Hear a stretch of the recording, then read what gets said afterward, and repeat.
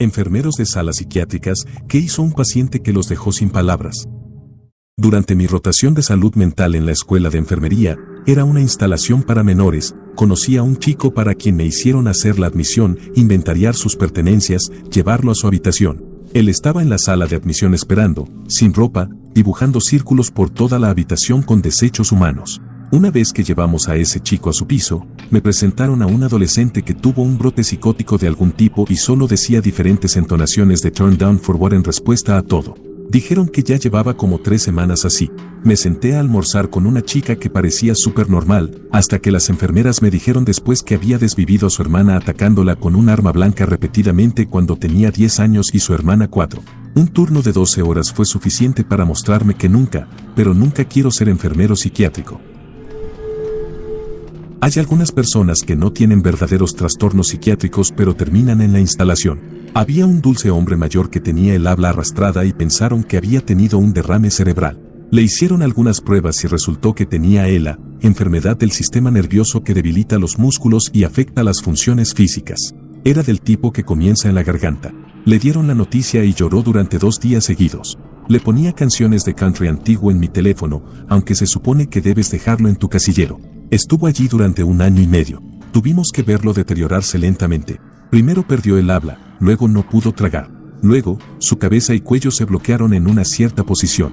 Tenía secreciones que salían de su boca y usaba un paño para absorberlas. Luego, tuvieron que ponerle un tubo en el estómago. Tenía miedo de acostarse por la noche porque las secreciones lo ahogaban. Me sentaba junto a su cama y empezaba a jadear por aire y a respirar con dificultad. Lo sentaba y le daba palmaditas en la espalda. También tenía una orden de no resucitar. Siempre temía que dejara de respirar. Miraba su pecho para asegurarme de que estuviera vivo. Un día, en el segundo turno, dijeron que se había acostado. Hubo un tapón de mucosidad y se puso azul. Le hicieron succión. Fue al hospital local en ambulancia y falleció al final de la semana. Soy profesional de apoyo directo en una sala psiquiátrica. Bajo ninguna circunstancia se nos permite salir del lugar sin relevo de supervisión para los clientes. Lo que significa que si el siguiente turno no llegaba cuando se suponía que debías irte a casa, tenías que quedarte. Sin excusas. Esto a menudo me obligaba a trabajar turnos de 16 a 32 horas.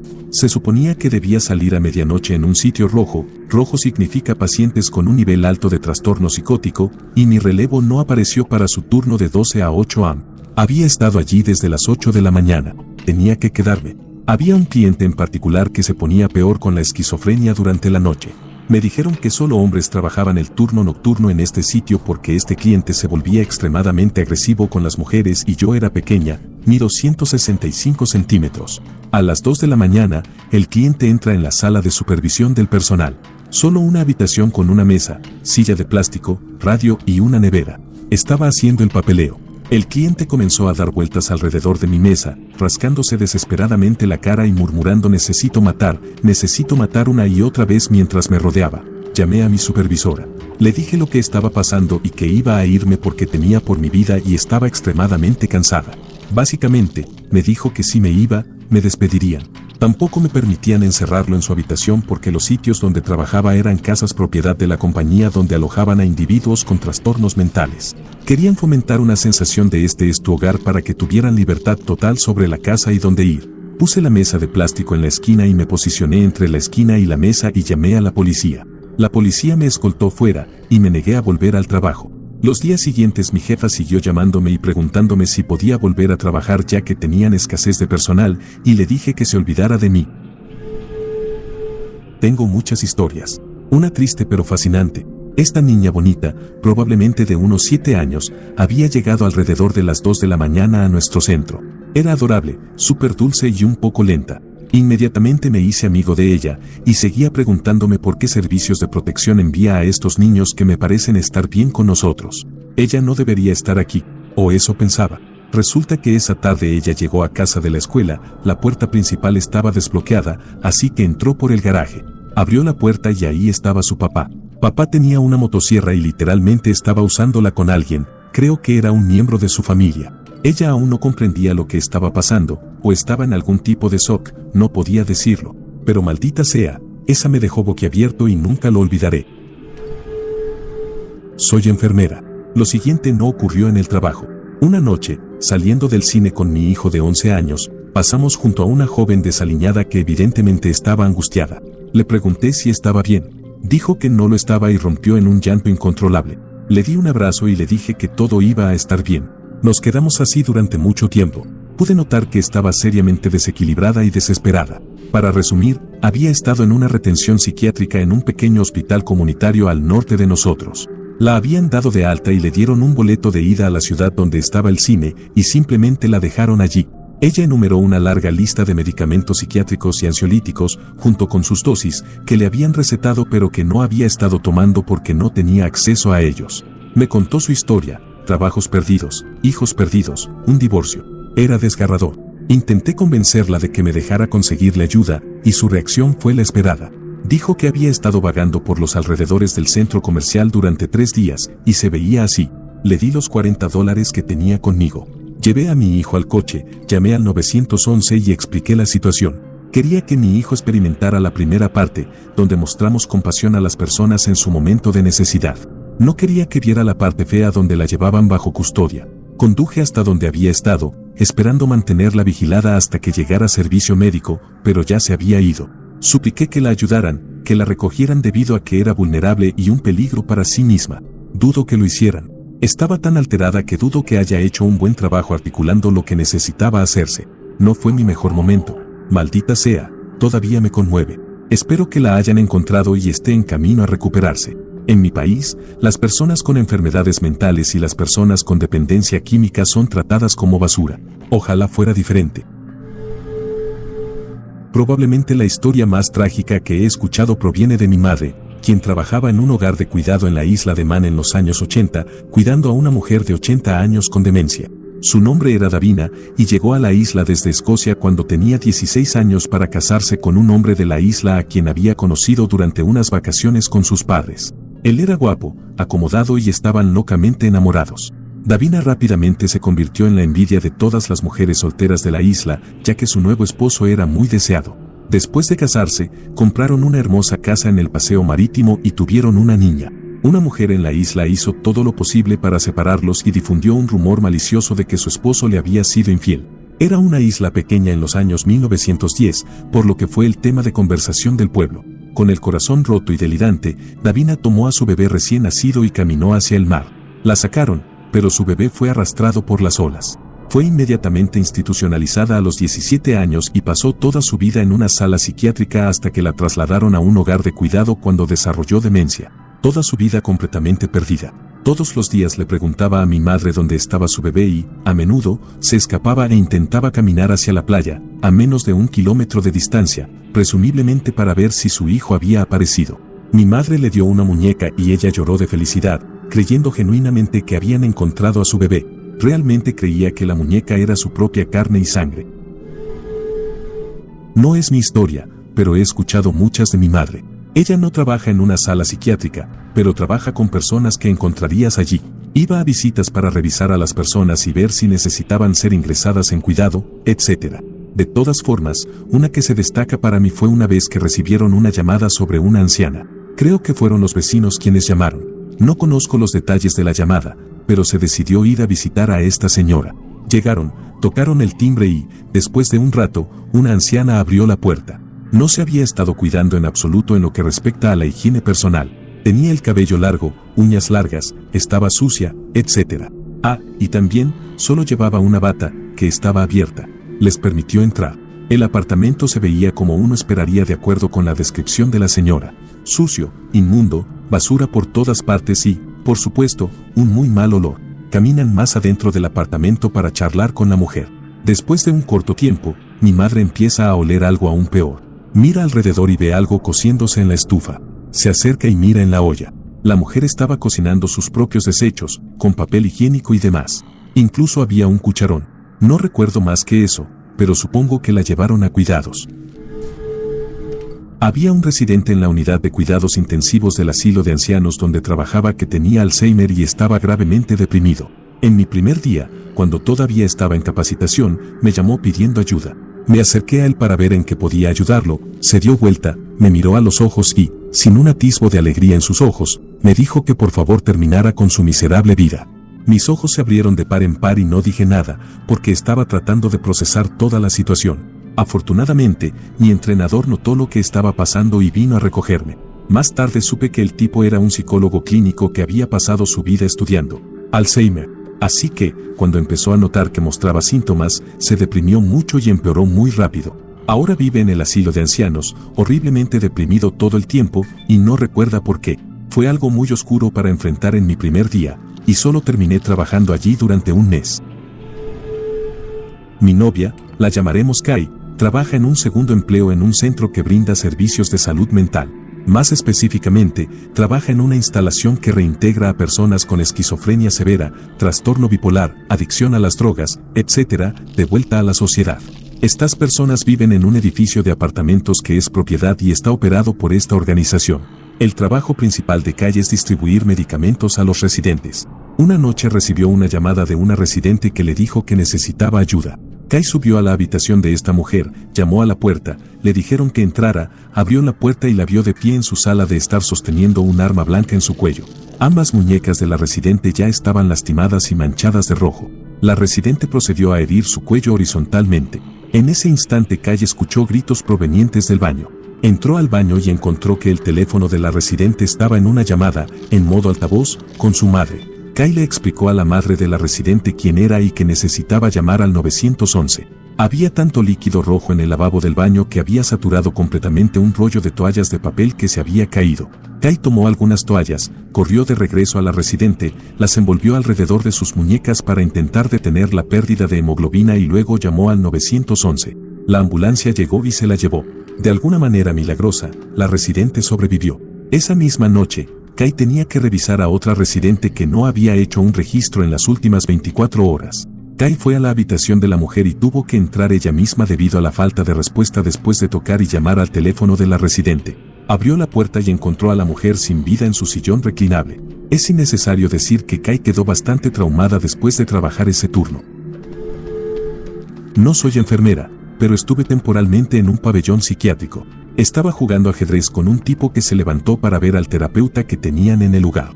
Había un anciano llamado Gary que creo que tenía demencia por las cosas que decía.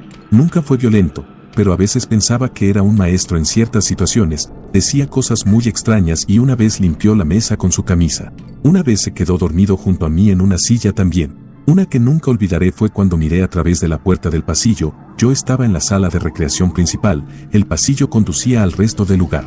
Gary tuvo un pequeño desacuerdo con una de los miembros del personal. Aquí está la conversación, noté que no tienes jugo de naranja, solo de uva. Así es. Lo siento, Gary.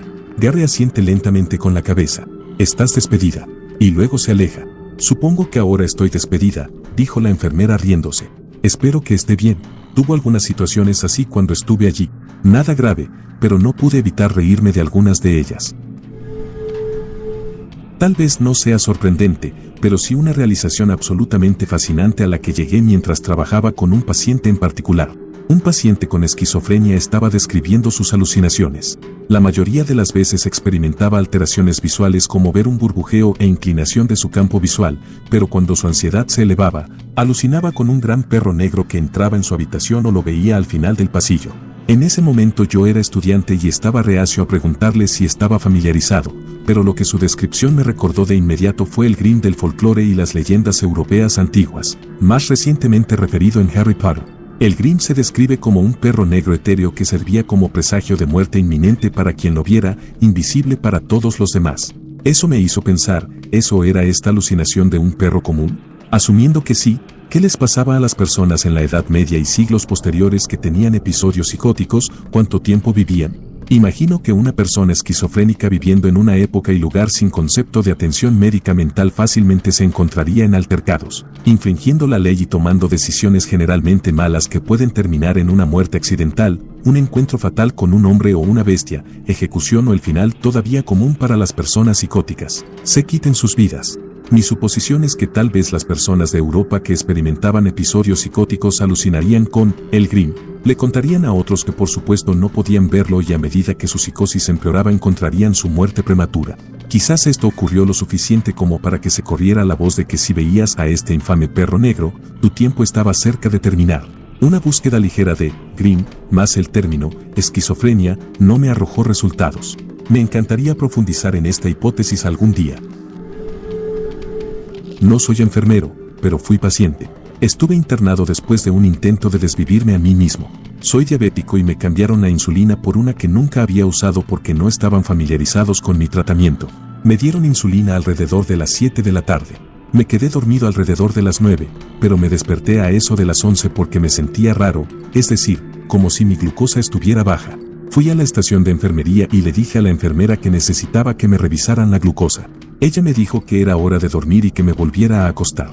Después de tratar de convencerla de que solo tomara unos minutos para revisar mi glucosa, la muy torpe llamó a seguridad, quienes me escoltaron de regreso a mi habitación y me encerraron. Entonces, mientras estaba en la instalación bajo vigilancia, literalmente me dijeron, cuando estaba pidiendo tratamiento para mantenerme vivo, que me fuera a dormir y posiblemente dejara de respirar durante el sueño. Al final, o me desmayé o me quedé dormido. Cuando desperté, unas 2 horas más tarde, después de haber salido de un evento de hipoglucemia severa, mi glucosa estaba en 19 cuando me revisaron y se dieron cuenta de que algo andaba mal. Durante la vigilancia, se realizan revisiones frecuentes cada 10 a 15 minutos. Sorprendentemente, les llevó 2 horas darse cuenta de que algo no estaba bien. Cuando pude levantarme, me desahogué con esa mujer. Seguridad se involucró, poniéndose entre ella y yo, pero me dejaron desahogarme. Creo que lo más contundente que le dije fue, solo porque estoy deprimido no significa que esté loco ni sea idiota. Podría haber muerto porque no te molestaste en tomarte 2 minutos para pinchar mi maldito dedo. Si sus lágrimas a la mañana siguiente y su ausencia durante el resto de mi estadía son algún indicio, fue despedida esa misma mañana. No es mi historia, sino la de mi padre, pero es demasiado buena para no compartirla. Cuando mi papá comenzó como enfermero psiquiátrico, generalmente le tocaban los trabajos desagradables que nadie más quería hacer. Solía haber un hombre mayor en la sala donde trabajaba, aparentemente solía ser director de escuela, por lo que era increíblemente rígido, callado y, según todos los informes, un imbécil con poco respeto por el personal de la sala. También era bastante abusivo verbalmente la mayor parte del tiempo y tenía un desprecio general por cualquier persona que encontrara. Solía usar un enorme abrigo verde todos los días sin importar la ocasión y en general estaba bastante desaliñado, con muy mala higiene personal y bastante maloliente todo el tiempo. Como resultado, los enfermeros tenían que lavarle el cabello y cortarle las uñas de las manos y los pies cuando él lo permitía. Siendo uno de los enfermeros más jóvenes en la sala, a mi papá le tocó cortarle las uñas de los pies a este anciano un día. Dijo que lo había hecho 1 o 2 veces antes y que era un proceso bastante nauseabundo, empeorado por el hecho de que el viejo director no le debía palabras bonitas mientras lo hacía, por lo que en general era una experiencia bastante deshumanizante. En esta ocasión particular, mi papá recuerda que el paciente estaba inusualmente callado y no abusivo cuando comenzó a cortarle las uñas de los pies, pero no le dio mucha importancia. Aparentemente, a mitad de cortar las uñas, teniendo en cuenta que los enfermeros generalmente se arrodillaban frente a este tipo mientras lo hacían, mi papá dijo que este viejo comenzó a masajearle en la cabeza. Mi papá es una persona súper tranquila, encantadora y dulce que generalmente solo anticipa lo mejor de las personas, por lo que aparentemente pensó que este tipo simplemente estaba mostrando un momento inusual de afecto. Eso fue hasta que el olor llegó. Un olor horrible. Resulta que el viejo había estado almacenando sus propios desechos humanos en los bolsillos muy profundos de su abrigo durante, lo que mi papá estimó, la última semana o así, y ahora procedía a masajearlo en el cuero cabelludo de mi papá. Y con vigor. A mi papá le tomó unos segundos darse cuenta, pero cuando lo hizo, tuvo que salir corriendo de la habitación para expulsar su última comida que comió en el fregadero más cercano, y luego procedió a lavarse el cabello con desinfectante de manos de grado hospitalario, ya que era lo único que tenía a mano. Aparentemente, el olor se quedó en su cabello durante aproximadamente 1 semana y durante ese tiempo tuvo que usar una bandana para evitar sentirse mareado por el olor de su propio cabello. Esta es solo una de literalmente cientos de historias que mi papá ha compartido conmigo durante su tiempo como enfermero psiquiátrico. La mayoría de ellas son igualmente bizarras, algunas son desgarradoras, impactantes y perturbadoras. En general, la mayoría de ellas tienen un buen grado de humanidad. Hay historias que nos hacen reír y que le pedimos a papá que cuente y vuelva a contar, pero al final del día, mi papá y sus colegas tienen una gran cantidad de cuidado, compasión y paciencia por las personas de las que cuidan. A veces es bueno reírse de las cosas malas después de un día difícil. Siempre era interesante escuchar la admisión de alguien en medio de una crisis esquizofrénica, su primera vez teniendo alucinaciones, y cómo su vida aparentemente normal de repente se vuelve confusa y la realidad comienza a desmoronarse frente a sus ojos. Un tipo estaba en el trabajo cuando empezó a alucinar que Dr. Phil salió de la televisión para decirle en la gasolinera todo tipo de cosas satánicas. Otro tipo disparó a su televisor, su papá llamó a la policía, y él se atrincheró en su habitación y se autolesionó en el corazón. Sobrevivió y tuvimos que llevarlo a su primer juicio para decidir si iba al hospital psiquiátrico o a la cárcel. El juez estaba recopilando evidencia de todas las partes y le permitió hablar. Pasé 30 minutos a su lado en el coche de camino y sabía que esto iba a ser muy interesante, charlas sobre rituales satánicos durante unos 30 minutos, menos el tiempo que intenté hablar sobre nuestro amor mutuo por System of a Down para calmarlo. Se pone de pie y el juez le dice, ¿es cierto todo eso que sucedió? Apuñalamiento, disparos, locura. Él, frente a una sala llena de abogados, personal médico, un jurado y todas estas personas, agarra el micrófono y dice, juez, Dios me dijo que tomara un enorme juguete para autoplacer negro y se lo metiera por el asterisco a mi padre. Necesito hacer el trabajo del Señor, por favor. Y se sienta. El juez levanta una ceja, yo trato de no perder la compostura, y él solo dice, bien, creo que he escuchado suficiente aquí. El tipo no dijo una palabra más, no creo que siquiera supiera a dónde iba o qué acababa de pasar. Entró tranquilamente en el hospital psiquiátrico sin problemas. Trabajaba en una sala psiquiátrica de hospicio en la lavandería.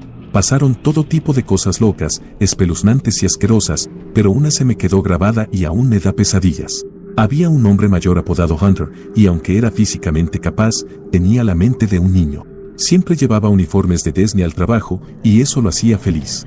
Mientras entregaba su ropa en su habitación, siempre me tomaba un tiempo extra para hablar con él. Siempre quería mostrarme sus libros de cartón, sus animales de peluche o sus sábanas de aviones. A veces incluso jugábamos a las palmaditas, piedra, papel o tijera, etc. Era un encanto y totalmente inocente. Pero un día, mientras yo no estaba en el trabajo, se cayó y se golpeó la cabeza contra un marco de la puerta. Aparte de un chichón, parecía estar bien según las enfermeras. Pero la próxima vez que lo vi, noté que había destrozado todos sus animales de peluche. Le pregunté qué había pasado. Se lanzó sobre mí, me mordió en el brazo y luego empezó a agitarse como si intentara pegarme en una pelea de niños a bofetadas. No sé qué pasó, no soy médico, pero fue como si se activara un interruptor en su cabeza y desde entonces solo fue violencia y rabia. Eventualmente tuvo que ser trasladado al otro lado de la sala, la parte cerrada con cosas acolchadas. Todavía pienso en él todo el tiempo, pero la única vez que intenté visitarlo después de renunciar, no me permitieron verlo debido a problemas de comportamiento.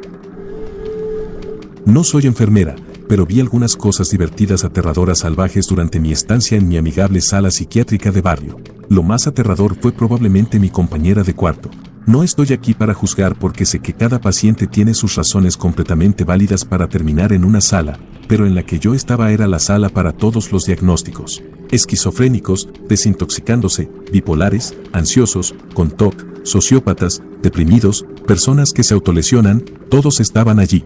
Como alguien que se trasladó de un centro de tratamiento de trastornos alimentarios bastante tranquilo. Este era un nivel completamente nuevo al que no estaba acostumbrado a ver y que hacía que mi antiguo lugar pareciera una fiesta de pijamas de chicas adolescentes. Básicamente estoy tratando de justificar, como una persona ansiosa, por qué tenía miedo de los pacientes más agresivos. Así que mi compañera de cuarto prácticamente ignoraba mi existencia. Por mí estaba bien. Recuerdo que cuando la vi por primera vez, noté su cabeza rapada y sus increíblemente impresionantes ojos verde dorado. Entré en mi habitación la primera noche como una idiota llorosa, habiendo finalmente contactado a mi madre por teléfono. Intenté forzar una sonrisa patética y balbucear un hola. Mi compañera de cuarto no levantó la vista desde donde estaba acurrucada en su cama. Me sentí bastante estúpida, pero estaba en una especie de trance, así que nada realmente importaba. Era casi hora de apagar las luces y me estaba preparando para acostarme cuando pasé por nuestros cubículos compartidos camino a nuestro baño. Noté que ella había guardado algunos proyectos de arte de lo que probablemente era una actividad grupal. Curiosa y fisgona acerca de mi tímida compañera de cuarto, me detuve y miré un poco más de cerca. Eran dibujos toscos con crayones y papel de impresora, pero bastante perturbadores. Recuerdo haber visto lo que parecía una persona sin brazos ni piernas, muchas X, garabatos rojos brillantes por todas partes y palabras incomprensibles dispersas en el papel. Creo que algo mencionaba mamá.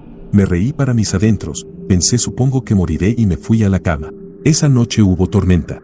Recuerdo que saltaba cada vez que una enfermera entraba y nos revisaba. No dormí.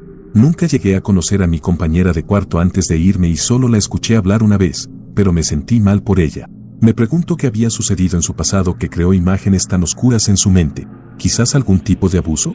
Todavía pienso en las personas que conocí allí de vez en cuando. Espero que estén todos en un lugar mejor.